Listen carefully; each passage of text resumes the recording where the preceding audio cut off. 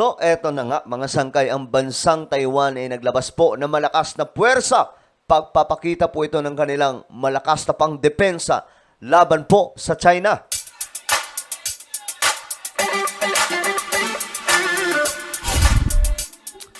Hello guys, magandang oras po sa inyong lahat. Ako muli ito, Sangkay Janjan. Muling nagbabalik dito sa ating channel kung saan tayo po ay naglalabas ng mga content na kapupulutan po ng kaalaman.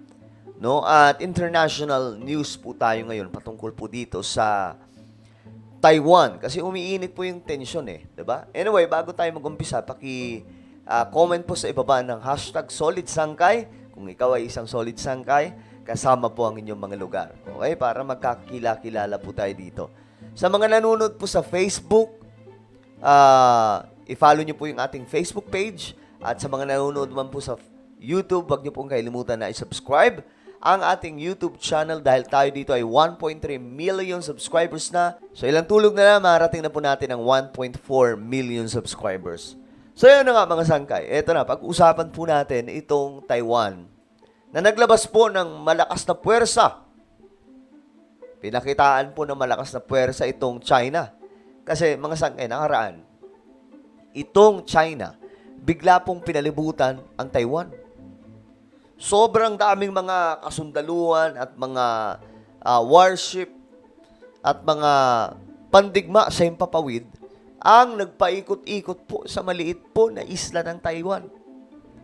Ngayon mga sangkay, hindi nagustuhan ito ng Taiwan. Ito ang nangyari ngayon. On to other global news, 2 days after China held a live firing exercise near Taiwan, the Taiwanese troops on Thursday conducted live fire drills on an outlying island in the Taiwan Strait. The day and nighttime exercises were held on Penghu Island in the narrow passage which separates Taiwan and China.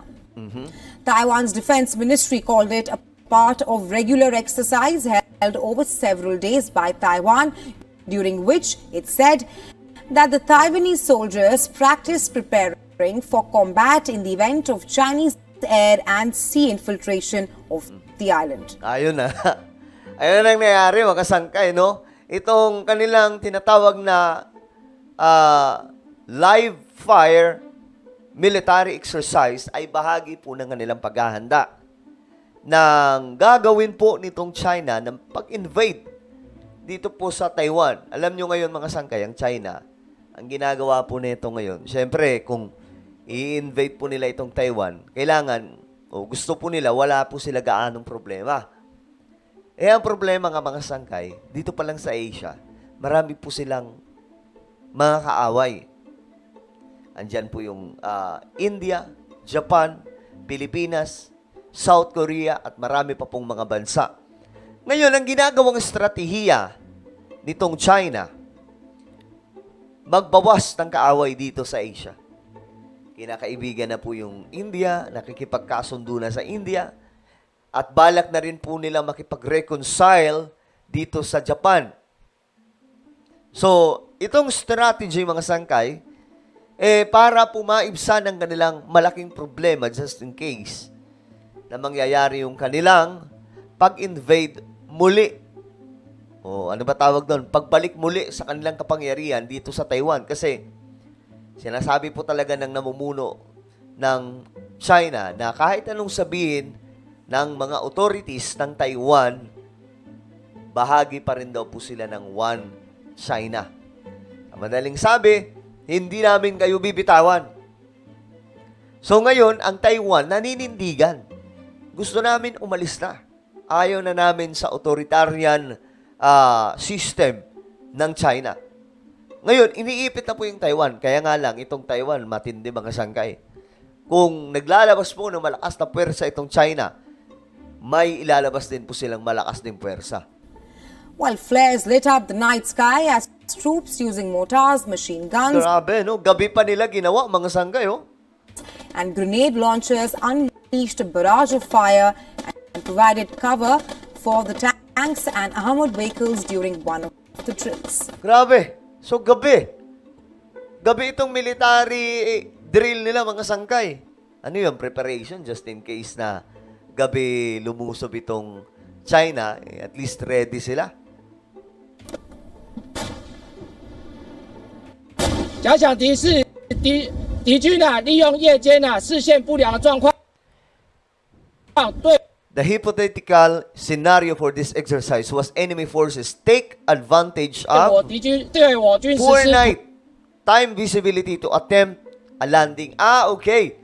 So itong military exercise nila mga sangkay, ginawa ng gabi para magawan po nila ng pamamaraan just in case. Halimbawa na lamang daw po mga sangkay, lumusob itong China.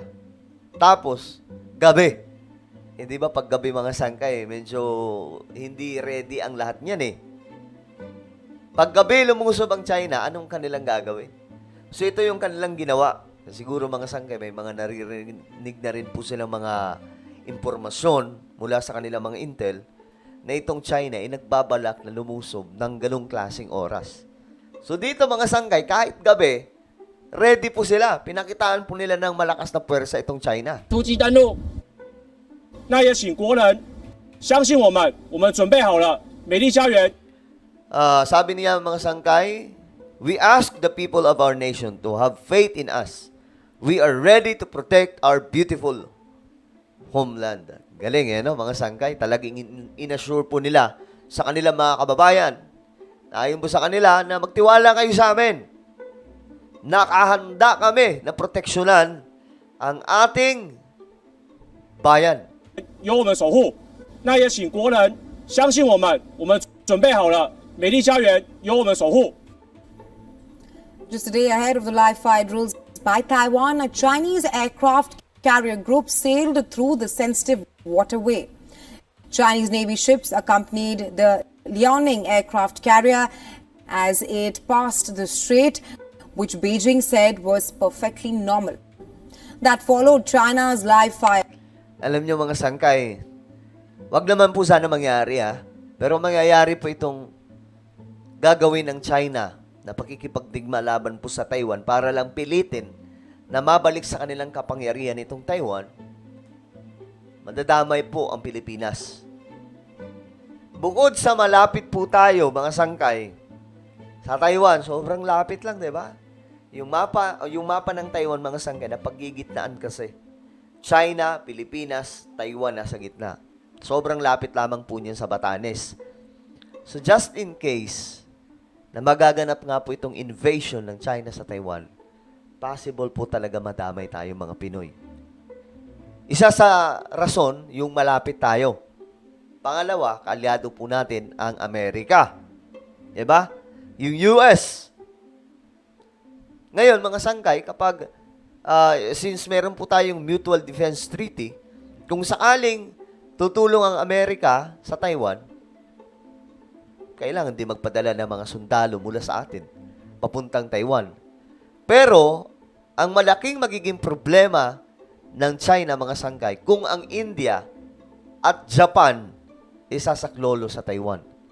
Kasi, ang pagkakaalam po natin, mga sangkay ngayon, do mayroon na pong kasunduan sa border itong India at China, hindi pa rin po nagpapatinag itong India. Ni yung kanilang foreign direct investment mula po sa China, hindi po pinapapasok sa India. Ngayon mga sangkay, kumbaga, hindi ibig sabihin na nabigyan namin kayo ng pabor, okay na tayo. So yung prinsipyo ng India, mananatili, mga sangkay. So, yun yung malaking magiging problema din po ng China. Justin, malakas mo ang India eh. Pangatlong India pang-apat ang India na pinakamalakas. Ang Japan naman, mga sangkay, nasa top 6 or top 7 na pinakamalakas. Alam po natin kung anong ginawa nitong Japan, mga sangkay, during World War II.